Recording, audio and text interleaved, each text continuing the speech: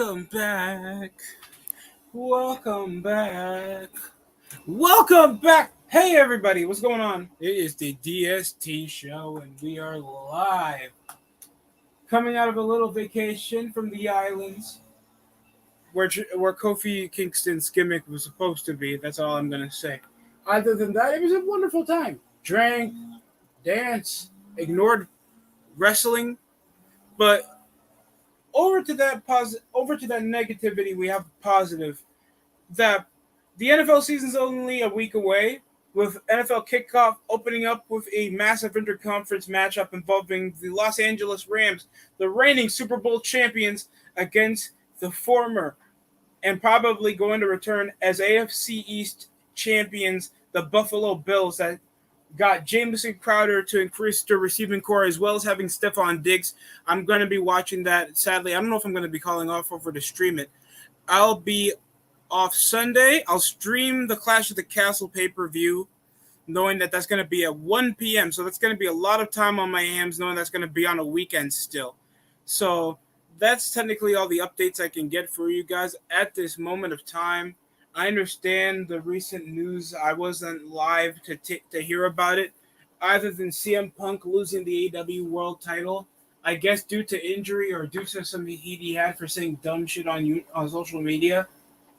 I guess that's the most understandable thing I can put into any plausible claim into why the hell he's dropped the belt in under 5 minutes to Moxley and not even selling over an injury to do it.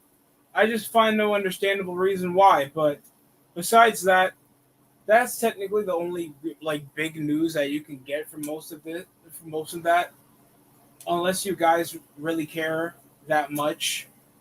That's we have Jimmy Garoppolo returning over to the San Francisco 49ers because nobody wants a C plus quarterback that's going to take up $20 million of cap space just for an average start against a lower bottom feeding team like possibly the New York Giants or the New Orleans Saints. No one's putting that into a trifecta, knowing how much Jameis Winston probably might not produce like he did in the early half of the 2021 season.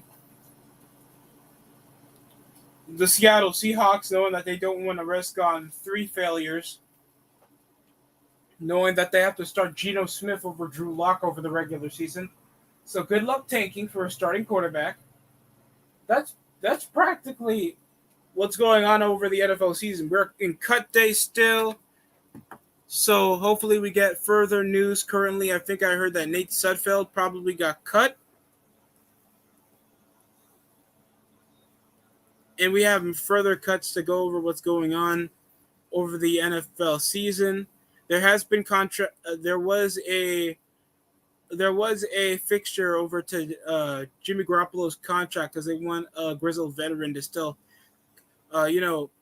teach Trey Lance under the cover of being a second string. So I guess the same way they did with Patrick Mahomes when Alex Smith was there and he was declining over injury. And I think that was over his ACL injury, even though Garoppolo's a decent quarterback. I don't know where the fuck the hate comes out of a guy who put you in a Super Bowl meeting and always consistent playoff runs and barely underperforms. And over the time that you guys tanked after you traded for him over the Patriots, he got you guys an undefeated streak. Sure, there's downsides over Garoppolo's game, but I think he's a serviceable starter. Not an all-pro, not a top 10, but I think he's serviceable. And that's all that matters anyway, because we're more of a defensive and rushing off. We're more of a rushing offense over to the stink of using a Swiss Army knife. It's the same thing with Alvin Kamara. You forgot that he's also a run-catch option for the Saints and why they were so successful other than Michael Thomas when Drew Brees couldn't throw the ball. I'm just pointing facts. Some players, even though they're cut, that doesn't mean that they're not gonna be claimed off waivers or put into teams that probably fit their scheme, like the New York Giants did, like Jason Pickett, Nick McLeod, Justin Lane, that got picked up by waivers by the Steelers, and Jack Anderson that got claimed off waivers, and Kendrick Pryor. I think CJ Chark also got traded. I still and other news involving the New York Knicks. Let's go over in basketball real quick. If you guys haven't heard lately, I'm glad you haven't. They issued a 4-year max contract over to first round pick of the 2019 NBA draft, RJ Barrett. So I guess they're extensifying him, so that's pushing over the cap to still try to trade over to Donovan Mitchell to a no-go in what's assessed to me, because it was an 8th round pick. Emmanuel Quickly, a couple veterans, RJ Barrett, for Donovan Mitchell. I don't think that would have been such a sacrificial waste. And then then they can get Kyrie to know over his drama issues for a bottom-feeding 4th seed team that can have the likability of contending for the playoffs for at least 2 to 3 seasons before Kyrie's out of his prime, before some of the guys can be consistent in production, because we don't develop our players. And when we do, we throw them over to the wayside like we do with Brooklyn.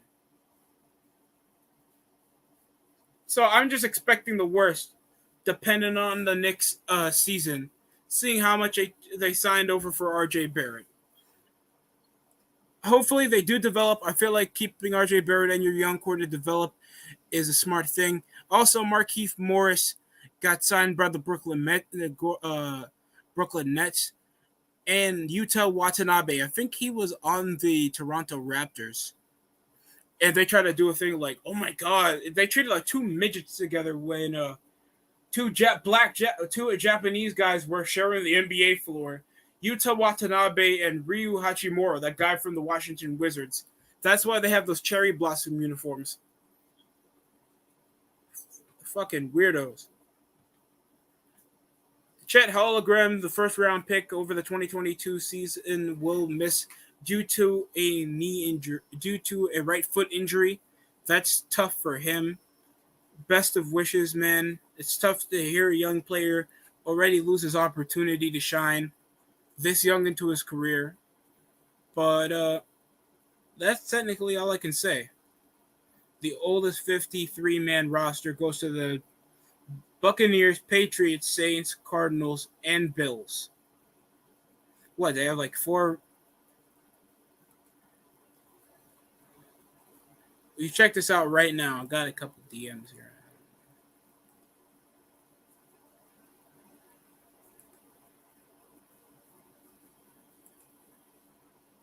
I don't know if the 53-man roster gets addressed later on. I'm expecting a lot of great showdowns around the NFL week 1. Possibly over Trey Lance, an inexperienced starter facing off against a seasoned starter like Justin Fields that have a couple games under his belt, but struggling over to the sack, and we're already losing most of our defensive line. This could be a fairly even game, the Niners and Chicago Bears.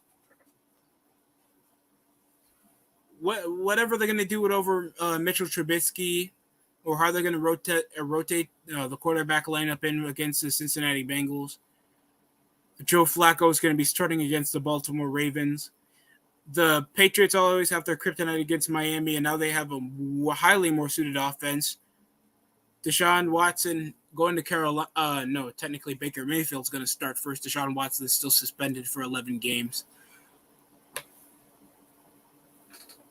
So, and I think he's supposed to play around week 11. That's going to be against them and the Texans. Coincidence? I think it is. Or else garbage games you have to watch, like Colts and Texans.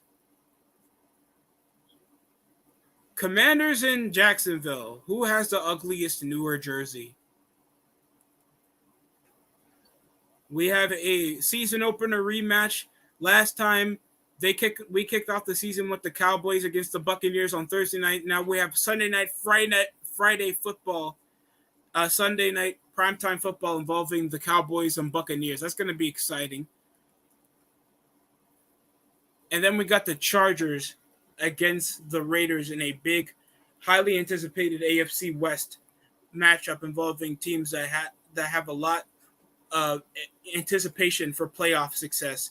It's either boom or bust for the Chargers if they at least get somewhat over 9 wins, and they still miss over wild card contention because they could be the best offense in the NFL or be the weakest contending team, the most inconsistent.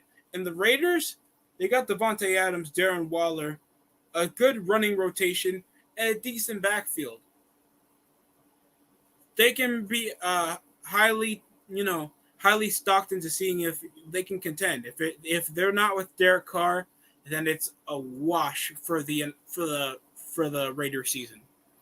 Packers and Vikings. Vikings seem to be more content with their defense today. I still feel like they have the second best offense in the NFC North.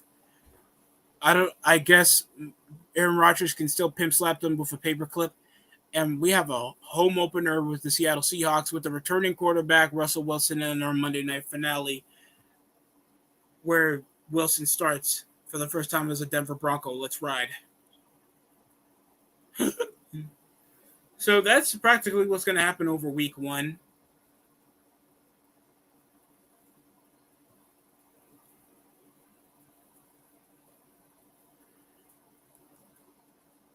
And David Block just got waived.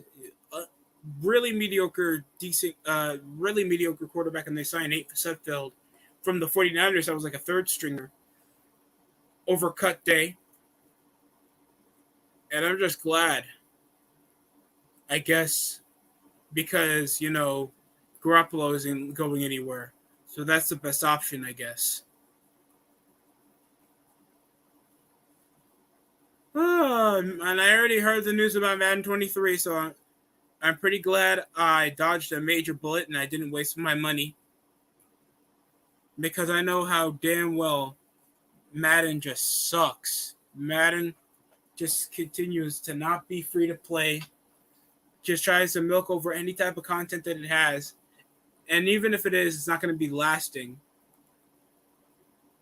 And just no care put into just fucking trying to use the same repetitive content, and then later on people just complain about the smidget and they only do like the dev only like update the minimal of content that people actually want to play, and then they drop it in under a year because all they care about is the Ultimate Team sales, even though they're getting less press than they used to for every Madden game. Besides that little mini rant, that's all I want to put involving the stream. We'll be back to our regularly scheduled streams and uploads later in the week, and I'm glad to be back. Thanks for watching the DSD show, and I hope you subscribe for more and get us over to the road to 200 to 300 to 400 to 500 to 1,000. Other than that, thanks for watching.